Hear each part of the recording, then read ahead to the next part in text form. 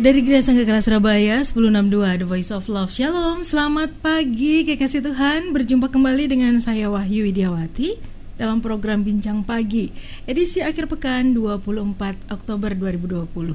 Hingga tuntas kebersamaan kita pukul 9 nanti, kekasih Tuhan, Anda bisa terlibat dalam perbincangan ini. Dan Anda pasti senang terlibat di perbincangan ini karena narasumber saya ini spesial. Susah menghadirkan beliau di Sanggakala karena sibuk, jadwalnya padat. Dan puji Tuhan, pagi hari ini saya senang sekali Bapak Yohanes Sunardi siap berbagi dengan Anda dan mau hadir di Sanggakala. Selamat pagi Pak Yo. Selamat pagi. Apa kabar? Sangat baik. Sangat baik, puji Tuhan. Lama sekali kita gak ketemu Pak Yo. Ya, sangat lama ya. Sangat lama ya. Jadi saya sih kepinginnya sering diundang gitu. Loh, kebalik kayaknya itu. Iya. Gimana? Semakin banyak pelayanan yang Tuhan percayakan, Pak Yohanes juga sekolah bermacam-macam. Lama nggak ketemu itu beliau sekolah kekasih Tuhan. Jadi beliau sibuk untuk menimba ilmu. Sekarang sekolahnya sudah selesai. Saatnya berbagi lagi dengan kekasih Tuhan. Amin. Kabar keluarga gimana Pak Yo? Sangat baik. Puji Tuhan. Sion sudah besar ya? Udah. Kelas berapa Pak? Udah kelas 3 SMA. Ini sudah daftar. Sudah daftar. Jadi dia ambil terima kasih sama Tuhan. Dia bisa kami bisa delegasi dengan baik. Jadi dia ambil seperti saya cuma lebih dalam. Kalau saya kan belajar kimia pangan. Kalau dia bionutrisi analisa pasien. Wow. Nanti ya. Jadi di mana? Di Surabaya. Di Surabaya aja ya. Oke. Karena saya pikir ketika dia menimba ilmu, ada satu delegasi atau legasi yang harus saya wariskan. Ya takut akan Tuhannya itu. Nah, bagaimana saya bisa mengajar dengan lebih tepat kalau saya tidak sehari-hari bersama dia. Memang Pak Yo yang kamu harus ambil jurusan ini gitu atau dia mau sendiri? Enggak, jadi anak-anak itu kan melihat toh. Dia melihat satu keunikan, dia sering lihat seorang full, dia sering lihat orang sekuler full. Terus dia lihat papinya pegang pasien, tapi besoknya dia lihat papinya pelayanan. Jadi dia bilang, oh itu bisa. Jadi, itu tinggal kita izin sama Tuhan dan Tuhan pasti berkenan. Oh, dahsyat.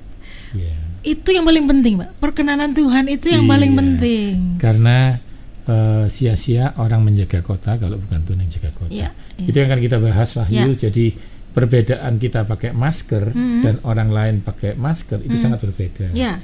Hidup yang terlindungi saat masa bahaya. Ini orang bilang masa yang tidak pernah terjadi sebelum-sebelumnya, Pak ya. Tapi nanti akan saya ceritakan bahwa masa ini sudah pernah terjadi. Sudah pernah terjadi. Karena tidak ada yang baru di bumi ini. Betul. Tapi akan saya detailkan. Mungkin Anda sudah sering dengar tentang corona dan banyak hal. Secara firman Tuhan ataupun secara sekuler, hari ini akan saya gabungkan karena Tuhan kasih saya jabatan pengajar di bidang sisi kesehatan. Saya akan detailkan apa corona, baik Alkitab itu apa.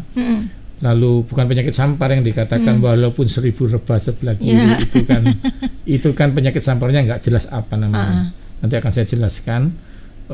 Sesuatu yang seperti corona sudah ada dengan ciri-ciri yang sama, fisik melemah, demam, batuk kering. Nah itu secara Alkitab jelas dengan tujuan supaya saat Anda tahu di Alkitab sudah ada, maka bahwa Alkitab itu sebenarnya kebenaran. Nah akhirnya kebenaran itu pasti memerdekakan. Akhirnya Anda lihat kalau ada seseorang yang pernah dilewatkan Tuhan zaman dahulu oleh penyakit sejenis, maka kebenarannya adalah Tuhan itu nggak pernah berubah. Amen. Jadi yang sekarang pun kita akan dilewatkan karena Tuhannya sama. Itu tuh konsep yang harus kita belajar. Yang harus kita tahu dulu ya. Karena itu kalau saya ngajar, beberapa teman-teman medis bilang, Pak Yo, saya tahu kita bisa melewati rhinovirus, tapi ini corona loh. Nah, roh Tuhan itu bisa memberi sesuatu kepada saya. Memang itu yang dikatakan Saul kepada Daud, bahwa memang kau bisa lewat dari singa dan beruang, tapi ini Goliat loh. Nah permasalahannya Daud itu melewatinya, beruang itu bukan dengan kekuatan tapi dengan perkenan Tuhan. Jadi perkenan Tuhan yang sama dipakai Daud untuk melewati. Dia bilang, Tuhan yang melewatkan aku dari cakar singa dan cakar beruang akan melewatkan aku dari orang ini, Goliat ini. Jadi kita boleh berkata-kata begini nih, dengan roh Tuhan ya, dengan sesuatu hal yang kita percayai bahwa Tuhan yang pernah melewatkan aku flu di masa kecil dulu adalah Tuhan yang sama melewatkan aku dari flu corona ini. Ya, jadi, sebentar, flu corona, orang bilang atau para medis bilang, oh ini beda dengan flu. Yes, ini karena dia dulu rhinovirus, yang ini binatangnya COVID. Persis waktu Daud bilang, dulu beruang, yang sekarang Goliat. Lihat, Masalahnya begini nih, waktu Anda percaya bahwa mami Anda dan para medis zaman dulu yang menyembuhkan Anda flu, Anda nggak bisa melewati corona dengan baik. Ya. Tapi ketika Anda percaya bahwa dulu itu Tuhan yang melewatkan, maka Tuhan yang nggak pernah berubah itu juga akan bisa melewatkan yang ini. Seperti itu sih kasusnya. Itu yang pengertian-pengertian akan saya tanamkan sebelum kita belajar rhinovirus itu apa, coronavirus itu apa. Gitu. Dan kekasih Tuhan, jangan lupa bahwa Anda punya kesempatan untuk bergabung bersama dengan kami ya. Telepon, SMS, WA saya buka untuk Anda. Dan jangan lupa kalau Pak Yo siaran itu saya masih ingat berapa puluh tahun yang lalu.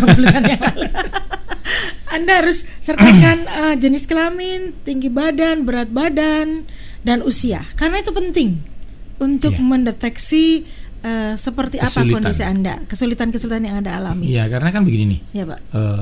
Dokternya sama, ahli gizinya sama, rumah sakit sama, pelayanan sama dengan standar yang sama.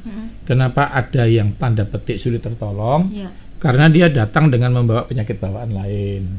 Contoh, kalau dia aja bawa corona itu gampang banget, karena sifatnya hanyalah kita meningkatkan imun. Makanannya sama, karena itu kita di rumah sakit kita nggak lihat dia agama apa, lalu dari budaya mana. Pokoknya kita timbang berat badan, kita timbang tensi dan hal-hal lainnya yang mendukung, lalu kita perlakukan sama, pasti sembuh kok. Kalau sampai ada yang nggak sembuh, itu ada faktor-faktor risiko yang nanti kan kita bahas. Ya, faktor-faktor risiko.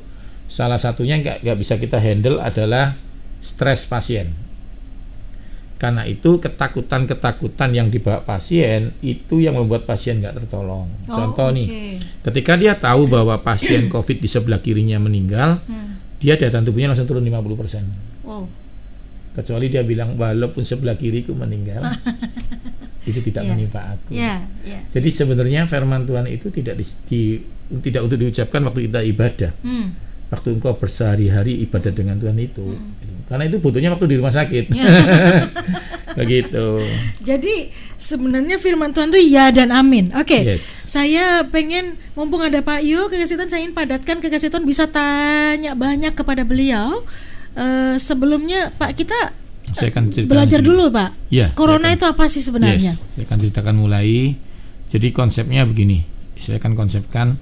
Kalau kita belajar di pengkhotbah, saya akan kasih basic 5 menit firman, setelah itu pengetahuan ya. Pengkhotbah 1 itu dikatakan, adakah sesuatu yang dapat dikatakan baru, tapi dulu sudah ada. Jadi kalau kita belajar timeline of vicious disease atau penyakit mematikan, saya bagi aja deh, zaman 1500 itu zamannya Musa sebelum Masehi, lalu Masehi itu kan Yesus tuh, lalu ada kita nih 2000 setelah Yesus lahir. Nah, penyakit yang mematikan itu ada 3 ciri-cirinya. Yang pertama itu penyakit menular, selalu menular. Lalu yang kedua, dia ganas sampai kami pihak yang merasa punya jabatan medis angkat tangan.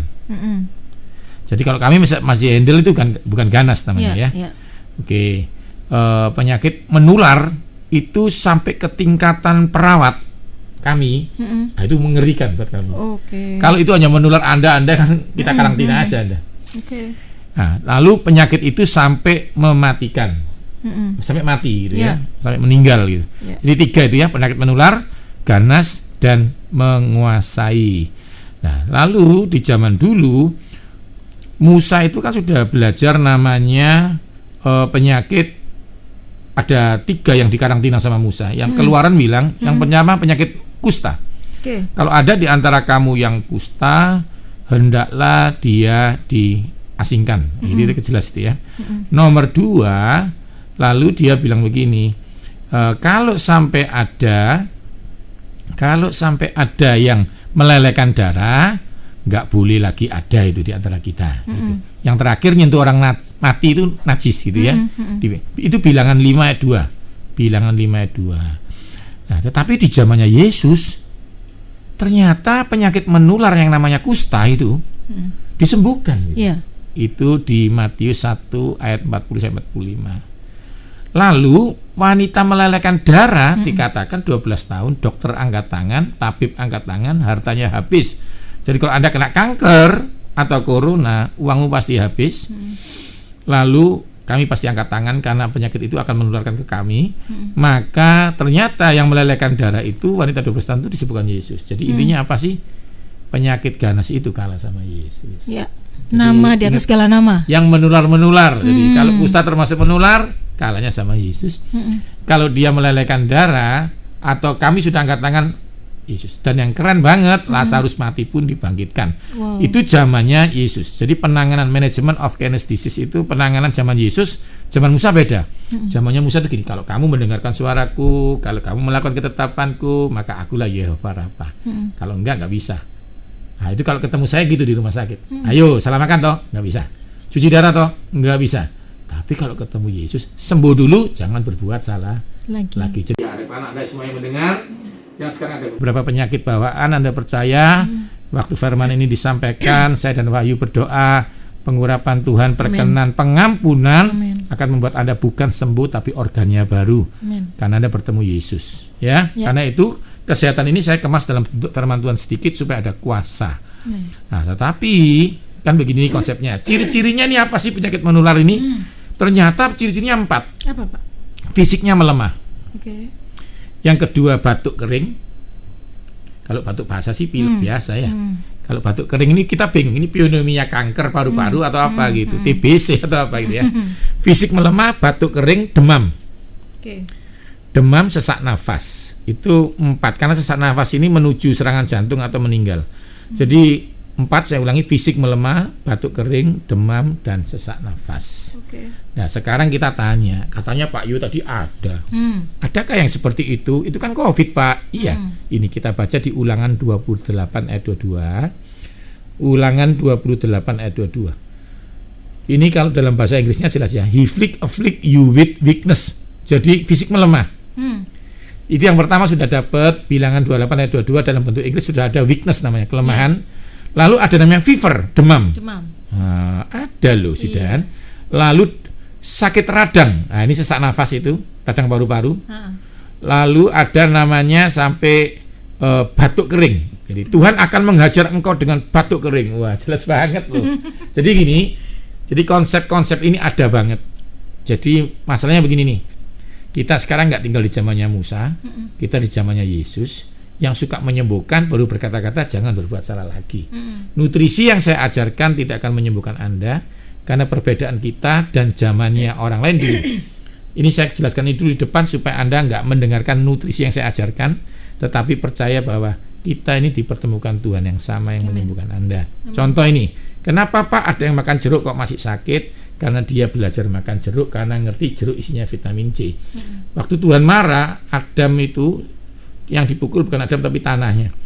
Dia pukul sehingga tanahnya terkutuk, sehingga buah yang keluar dari tanah tidak bisa dimakan. Dikatakan Adam akan berusaha payah. Waktu saya sekolah kemarin di Turki, itu saya belajar bahasa aslinya, ternyata bukan susah payah. Dia tidak bisa mengambil sesuatu yang baik yang pernah ditaruh Tuhan dalam buah itu. Jadi nutrisinya udah terkutuk, you nggak bisa sia-sia. Kecuali Kisah Para Rasul dikatakan kalau engkau menerima Roh Kudus, kau kembali berkuasa. Ternyata Kejadian 1, Roh Allah melayang-layang. Dia ciptakan buah. Jadi kalau pencipta ada dalam hidupmu, tubuhmu ini bait yang ada Roh pencipta itu, maka kau kembali berkuasa, bisa mengambil nutrisi itu. Yang percaya katakan amin. Amin. Jadi waktu makan jeruk, kau berbeda dengan mereka karena kau punya Roh pencipta itu. Maka sebelum jerukmu habis, engkau sudah sembuh. Karena engkau makan jeruk bukan untuk sembuh, karena pasti sembuh, maka engkau makan jeruk. Nanti kita belajar pakai masker bukan supaya tidak kena. Kita pasti nggak kena, karena itu kita mengelola yang sudah diberi oleh Tuhan dengan pakai. Ya, jadi itu yang akan saya bahas-bahas supaya Anda nggak salah, karena banyak orang mendengar seminar saya, ada yang nggak kena, ada yang kena, ada yang sembuh, ada yang tidak. Ketika kau mengejar hikmatnya, kau nggak bisa. Karena orang Kristen, menurut saya ini pribadi, kesulitan membedakan antara kapan pakai iman, kapan pakai hikmat. Saya akan ceritakan satu sebelum ilmu pengetahuan saya sampaikan. No, itu diselamatkan karena iman. Tanpa iman tidak ada orang berkenan. Jadi dia diselamatkan karena iman. Yang lucu, Ibrani mengatakan begini, dengan taat, nah ini saya suka nih kata-kata itu, membikin batra. Jadi orang yang punya iman taat melakukan prosedur. Batra itu saya kasih cerita-cerita, ini banyak teman-teman pengajar sekolah minggu salah nih. Dipikir selamat karena punya batra. Enggak, jadi gini. Kamu selamat, enggak mau Tuhan. Kenapa? Anak istriku. Oke, bikin batra buat anak istrimu. Kalau kita baca di Ibrani 11 dikatakan begini nih. Diselamatkan karena iman, tetapi dengan taat membuat batra untuk, bukan dirinya, menyelamatkan anak istrinya. Karena taat bikin batra, anak istrinya selamat. Kalau pasti selamat. Kalau itu selamat karena ketemu Tuhan langsung. Karena itu saya kasih bocoran kenapa Harun mati tidak setua Musa, padahal makanannya sama. Karena yang ketemu semak belukar itu Musa. Karena itu dari awal saya jelaskan dulu, kita percaya Tuhan menyelamatkan, baru kita belajar makan jeruk. Kalau enggak nanti jadi konsepnya harus benar dulu. Iya, beda banget. Ya. Kenapa orang tanya kalau dipegang Pak Yu cepat sembuh? Karena tangan saya yang diberkati Tuhan. Saya enggak peduli pasien saya salah. Karena apa? Tangan kami sudah punya kuasa untuk menyembuhkan orang. Tangannya. Terakhir, konsep ini harus penting. Meter-meter kapalnya jelas. Ya. Tuhan yang menyelamatkan, ya? Tuhan kasih hikmat. Jadi dia nggak bilang, padahal Nimrod punya kapal lebih besar daripada Nuh, tapi mati. Ya. Jadi bukan desain manusia, tapi desain Tuhan. Kenapa Tuhan yang ngukur? Karena Tuhan yang bikin badai. Tuhan yang bisa tahu ukuran perahu yang bisa menyelamatkan dari badai pikirannya sendiri. Jadi itu yang paling penting. Karena itu hikmat ini disampaikan dalam firman Tuhan supaya berbeda dengan yang kau dengar dari berita. Karena ketika kau belum dapat vaksin, kau akan hidup sampai vaksin itu ditemukan. Jangan sampai kau berharap vaksin belum dibagi kau sudah meninggal.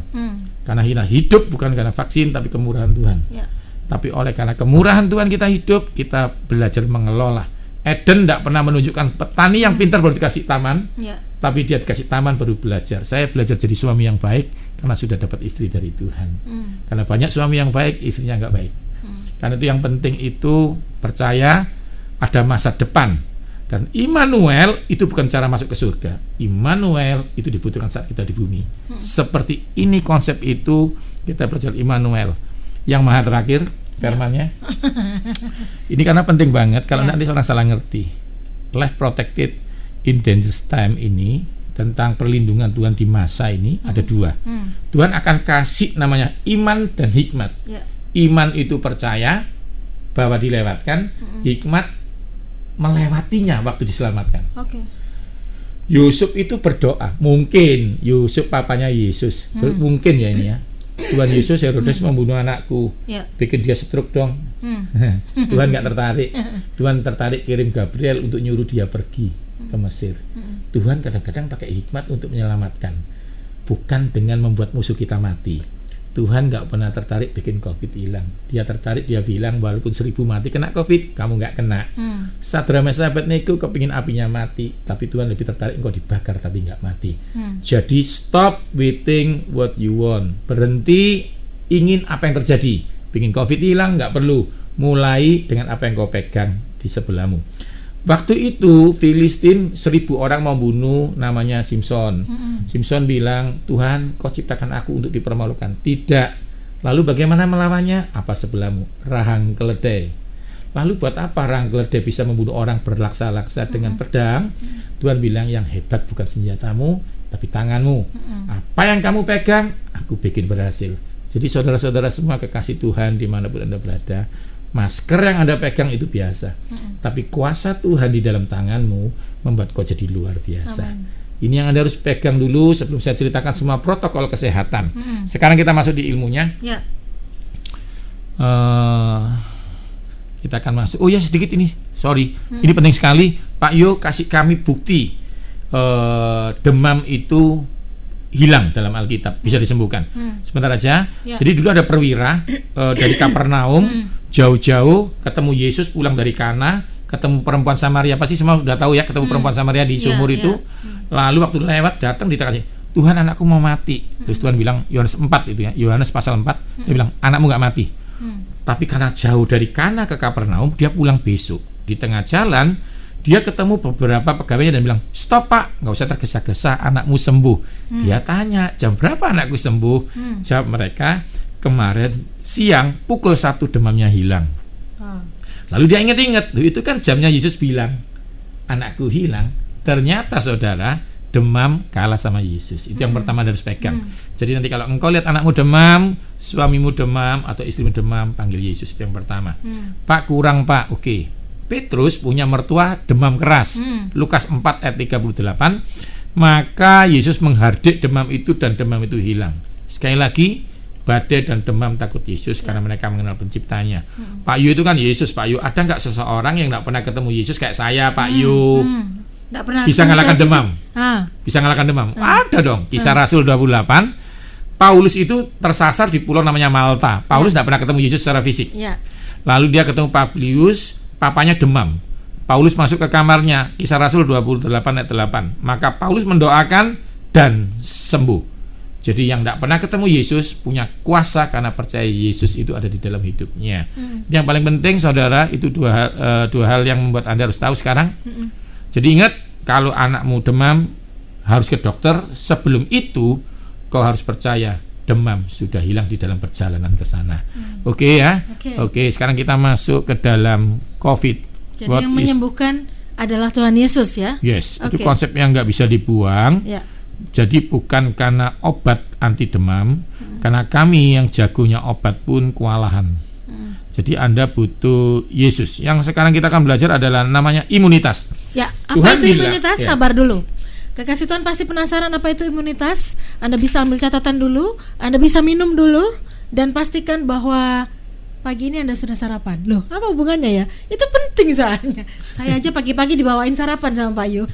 Terima kasih banyak Pak Yu, dan kami akan kembali ke ruang dengar Anda sesaat lagi.